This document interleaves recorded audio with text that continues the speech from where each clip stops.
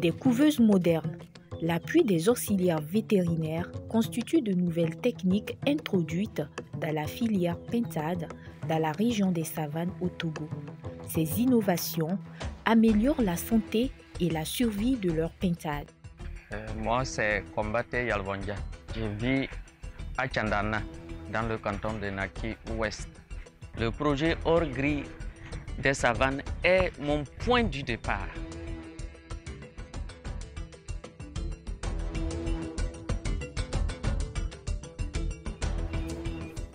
Sincèrement, on souffrait pour pouvoir avoir une grande quantité de pentados. Afin de voir le nombre élevé des pentades, on n'arrivait pas. Puisqu'on donnait les œufs de pentado aux poules, ce que la poule ne pouvait pas couvrir au-delà de 20. Quand tu donnes 20 aux poules, peut-être tu vas tourner autour de 17, 16 des pentados. Auparavant, c'est dans les cases archaïques qu'on les laissait, ce qui n'était pas aussi favorable à leur vie. On n'arrivait pas à avoir une grande quantité de pentades.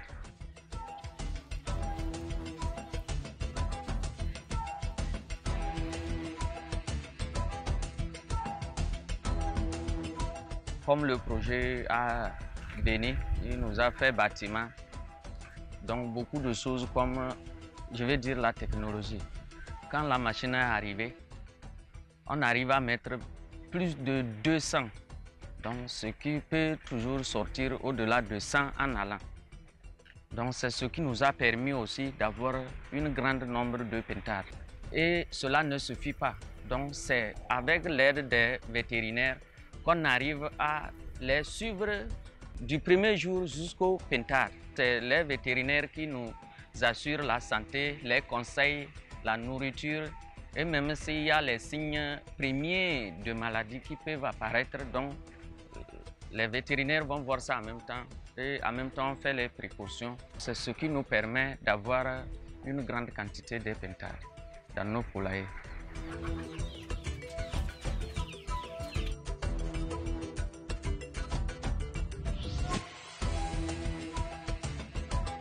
Quand on vend les pentades, les œufs, les pentados, ça nous permet de contribuer à la scolarisation de nos enfants, acheter les engrais pour nos champs, améliorer notre alimentation, ça nous soulage beaucoup.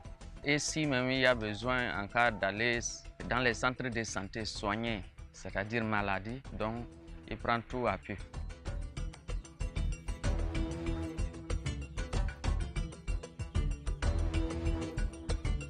Par rapport à l'avenir, on ne peut même compter le nombre de pentades.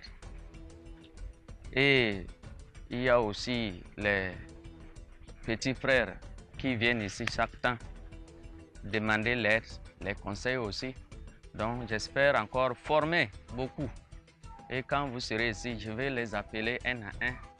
Ils vont témoigner la formation qu'ils ont eue de moi et ce que ça a changé dans notre pays, dans notre village et pourquoi pas dans notre région.